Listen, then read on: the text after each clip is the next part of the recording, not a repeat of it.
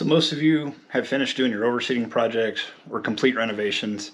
And one of the most common questions I've seen and even been asked is, when do you start mowing those? Today, I'm going to get into my thoughts on when you should start mowing either an overseeding project or a full renovation.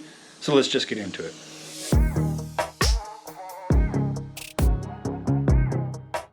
So there's always been a lot of questions about when you should start mowing new grass, whether you're overseeding or doing a full renovation. And honestly, I think there's two different approaches to it. First, I'll get into like a full-blown renovation. In my opinion, you should be able to start mowing your renovation project as soon as you get about that 1/3 past your determined height of cut. What I did last year was I decided that I wanted to use a reel mower for the first couple of cuts. There's a couple advantages to that. Like a manual reel mower, it makes a nice cleaner cut, and you don't have the added weight of, say, a rotary mower making impressions in the soil, because with all the watering you're doing with a renovation and even overseeding, your soil is going to be rather moist, and it's going to compact and it's going to want to move. So using a manual reel mower, you don't have that extra weight, and then you also don't have to worry about making turns in the grass. You can simply just pick the mower up, turn it where you need to go, and take off.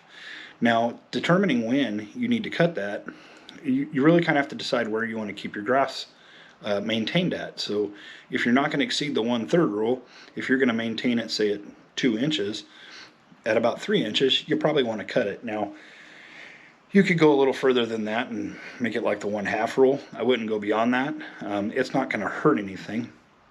But I try to keep it at about the 1/3 mark. That way I'm not getting into cutting the crowns of the grass off.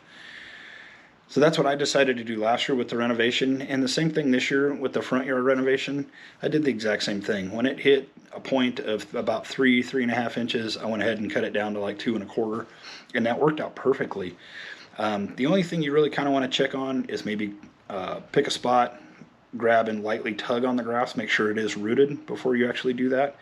But I think if you can find yourself a manual reel mower, which you can pick up on Marketplace pretty cheap, I think I paid $20 or $30 for the one I have, and use that a couple times until the grass hardens off a little bit and gets the root system really established, then you can go back to like a rotary mower if you wanted to.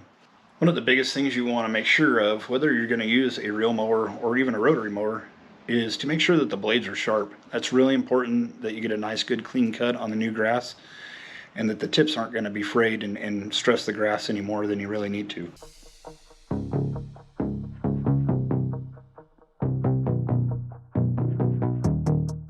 Now, if you're doing an overseeding project, it's kind of the same thing but slightly different. When you do a renovation, you should be cutting your grass a little bit lower, say a notch or two on your mower, than you would normally. So if you're normally cutting it 3 inches, you probably took it down to 2 inches, maybe 1.5 inches. And that will buy you some time, because as you seed and fertilize, your existing grass is going to take advantage of that and grow rather quickly. But you want to give your seed enough time to germinate and grow before you get out there and start cutting it.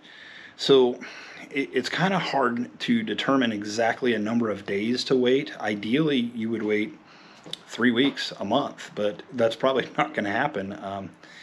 I kind of look at it as, if your seed has germinated and it's been there probably a week, that means that your existing grass has probably been about 2 weeks, maybe even longer since it's been cut. So you'll start to get real edgy and want to get out there and do it, and you can. Be real careful when you get out and you walk on new grass, and same thing if it's a renovation. Don't wear like logger boots that have like a heel in them. Don't get out there and start running around and wanting to play football on it. Just get on with some nice flat shoes and get back off. You're not going to hurt anything. I've done 2 full renovations, several overseedings, and I've never had like dead spots from footprints because I was out there walking on new grass. It just hasn't happened. I've never heard of anybody having that issue. So you can walk on it. It's just, don't be out there roughhousing on it. Obviously don't let like dogs or kids get out there and play on it. That can probably do some damage if you start getting crazy with it.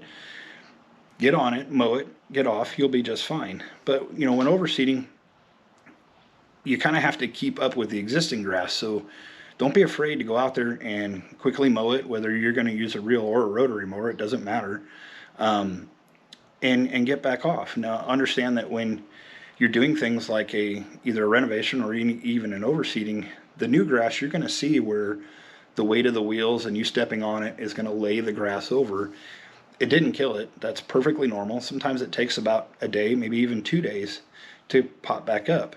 I know when I did the full renovation in the backyard, it kind of drove me nuts because the wheels on the mower would lay it over, my footprints would lay it over, and then things weren't getting cut right. So one trick that you can do is, if you're going to double cut, which is a lot of what I did, is mow it in one direction, then just go grab a leaf blower and lightly stand everything back up and go the opposite direction so you can cut it. And that actually worked out really well. So if you get spots that you're worried about it laying over too much, just take a leaf blower. Don't use a rake because you could pull it right out of the ground, but just take a leaf blower and lightly stand the grass back up and it will be just fine. You don't even have to do that. You could just simply wait it out and it will stand back up on its own. So if you have any questions about overseeding, full renovation, when to mow, when not to mow, feel free to ask me in a comment down below.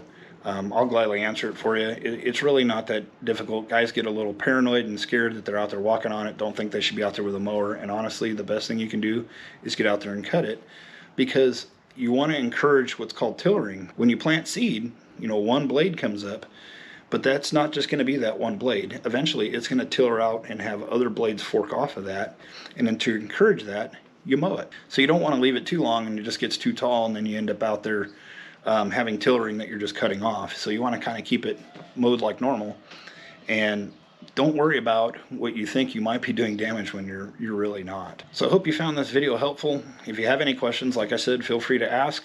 If you hadn't subscribed already, hit that subscribe button, and we'll see you in the next one.